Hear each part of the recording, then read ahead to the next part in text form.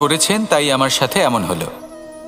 ওই ব্যক্তি যদি এমনটা না করতেন তাহলে আজ আমি ওই স্থানে পৌঁছতে পারতাম।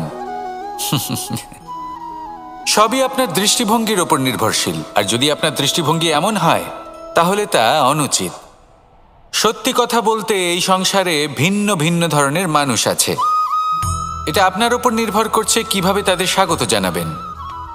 একবার ভাবুন, আমি আমার দুটো হাত সামনে নিয়ে এলাম, দুটো মুঠো খুলে দিলাম। দুই প্রকারের মানুষ আসবেন, কিছু না কিছু দিয়ে যাবেন।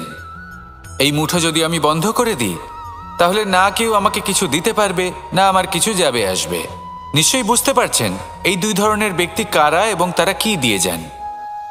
আমি যদি নিজের মুঠো খুলে দিই তাহলে কিছু ভালো মানুষ আসবেন, আমাকে আনন্দ, সন্তুষ্টি, জ্ঞান প্রদান করে যাবেন, ভালো অভিজ্ঞতা দিয়ে যাবেন।